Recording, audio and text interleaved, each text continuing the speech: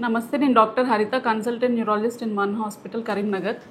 ఈరోజు మనం మాట్లాడబోయే టాపిక్ పేరు జీబీఎస్, అంటే గిలియన్ బారే సిండ్రోమ్ అంటారు. గిలియన్ బారే సిండ్రోమ్ అంటే ఏంటి, అది ఎందువల్ల వస్తుంది, దాని లక్షణాలు ఏంటి, దానికి తగ్గ ట్రీట్మెంట్ ఏంటి అనేది మనం ఇప్పుడు డిస్కస్ చేద్దాం. గిలియన్ బారే సిండ్రోమ్ అంటే యూజువల్లీ అది ప్రిసీడింగ్ ఇన్ఫెక్షన్ తోటి వస్తుంది. ప్రిసీడింగ్ ఇన్ఫెక్షన్ అంటే ఏదన్నా వైరల్ ఇన్ఫెక్షన్ కానీ ఏ రకమైన బ్యాక్టీరియల్ ఇన్ఫెక్షన్ వల్ల కానీ రావచ్చు. యూజువల్లీ వైరస్ ఇన్ఫెక్షన్ తర్వాత చూస్తూ ఉంటాము. అది ఏ విధంగా ప్రెజెంట్ అవుతుంది, యూజువల్లీ కొంతమందికి ఏంటంటే loose motions and cold cough ఉన్న వాళ్ళకి కొన్ని రోజుల తర్వాత, ఒక 10 days తర్వాత కానీ 15 days తర్వాత నుంచి కానీ సిమ్టమ్స్ మనకి స్టార్ట్ అవుతూ ఉంటాయి. సిమ్టమ్స్ అనేవి లక్షణాలన్నీ ఏంటి, యూజువల్లీ కాళ్ళ తిమ్మిర్లు నుంచి స్టార్ట్ అవుతూ ఉంటాయి.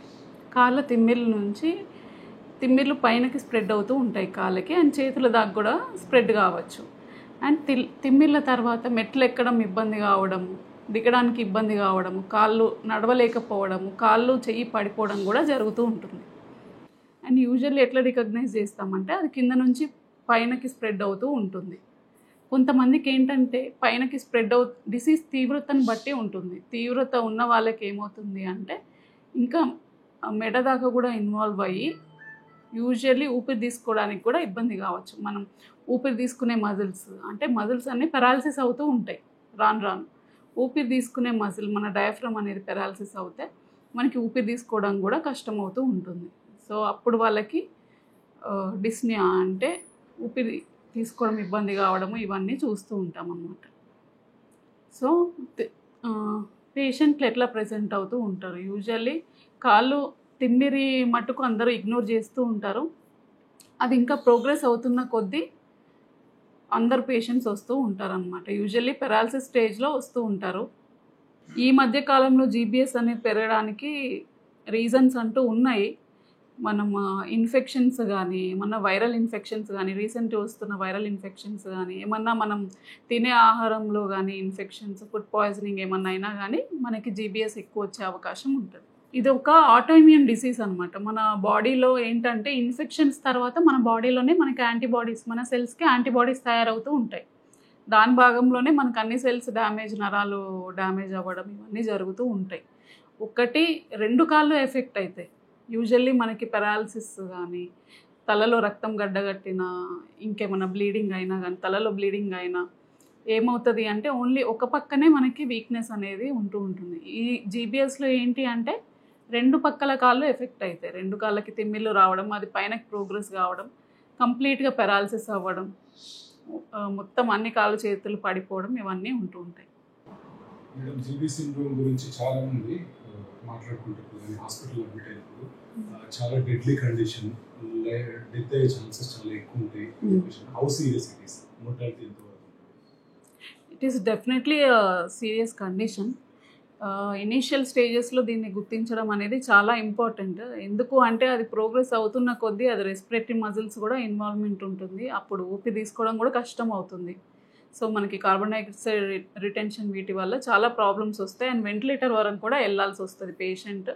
అండ్ తర్వాత డెత్ అయ్యే అవకాశం కూడా ఉంటుంది పేషెంట్కి. సో దీనికి తొందరగా మనం గుర్తించగలిగితే మనం తొందరగా ఐవీఐజీ అంటే యాంటీబాడీస్ అనేవి ఇవ్వగలుగుతాము. మొదటి 5 daysలో యాంటీబాడీస్ అనేవి ఇస్తే అవి ఫ్యూచర్లో వాళ్ళు ఫిజియోథెరపీ తోటి, మంచి ట్రీట్మెంట్ తోటి తొందరగా ఇంప్రూవ్ అయ్యే అవకాశం ఉంటుంది. సో జీబీఎస్ని మనం తొందరగా గుర్తించడం అనేది చాలా ఇంపార్టెంట్. ఏదన్నా సిమ్టమ్స్ని నెగ్లెక్ట్ చేయకండి. మీకు ఏమన్నా ఇన్ఫెక్షన్ తర్వాత కానీ, కొన్ని రోజుల తర్వాత తిమ్మిర్లు స్టార్ట్ అవుతున్నాయా, లేకపోతే కాళ్ళు చేతులు వీక్గా అనిపిస్తున్నాయా, నంబైపోతున్నాయా, మీరేం పని చేయలేకపోతున్నారా, మెట్లు ఎక్కలేకపోతున్నారా, దిగలేకపోతున్నారా, నడవడం ఇబ్బంది అవుతుంది అంటే వెంటనే నరాల డాక్టర్ని సంప్రదించండి. ఇది గిలియన్ బారే సిండ్రోమా లేదా అని కన్ఫర్మ్ చేసుకోవడానికి ఫస్ట్ మనం కొన్ని డిఫరెన్షియల్ డయాగ్నోసిస్ అనేవి చూసుకోవాల్సి వస్తుంది. కొన్ని రకాల ఒంట్లో ఉండే లవణాల వల్ల కూడా ఇట్లాంటి సిమ్టమ్స్ అనేవి వస్తూ ఉంటాయి. యూజువల్లీ హైపోకలీమియా అనేది, ఒంట్లో పొటాషియం అనేది తగ్గినప్పుడు కూడా ఇట్లాంటి సిమ్టమ్స్ రావచ్చు. సో ఆ పరీక్షలు చేయాలి. ప్లస్ నరాల పరీక్షలు కూడా ఉంటాయి అన్నమాట. అంటే నర్వ్ కండక్షన్ స్టడీస్ అనేవి ఉంటాయి. సో ఆ పరీక్ష ద్వారా మనం నరాలు అనేవి ఎంత ఎఫెక్ట్ అయినాయి, ఎక్కడెక్కడ ఎఫెక్ట్ అయినాయి అనేవి మనం తెలుసుకోగలుగుతాం. ట్రీట్మెంట్ ఆప్షన్స్ మనకి కొంతమంది పేషెంట్స్కి, ప్రోగ్రెస్ అవుతున్న పేషెంట్స్కి డెఫినెట్గా మనం ఇమ్యూనోగ్లోబులిన్స్ అనేవి ఇవ్వాల్సి ఉంటుంది. ప్రోగ్రెస్ కాని పేషెంట్స్కి, స్టేబుల్ ఉన్న పేషెంట్స్కి, కొంచెం మైల్డ్ సిమ్టమ్స్ ఉన్న పేషెంట్స్కి మనము ఐవీఐజీ లేకుండా సిమ్టమాటిక్ ట్రీట్మెంట్ తోటి ఇంప్రూవ్ అయ్యే ఛాన్సెస్ ఉంటాయి. Depends on the severity of the person. Usually mild symptoms ఉన్న వాళ్ళకి సిమ్టమాటిక్ ట్రీట్మెంట్తో ఇంప్రూవ్ అయిపోతారు. కొంతమంది పేషెంట్స్ ప్రోగ్రెస్ అవుతూ ఉంటారు. అట్లాంటి వాళ్ళకి ఐవీ ఇమ్యూనోగ్లోబులిన్స్ కానీ ప్లాస్మా ఎక్స్చేంజ్ అనేది ట్రీట్మెంట్ ఆప్షన్స్ ఉంటాయి.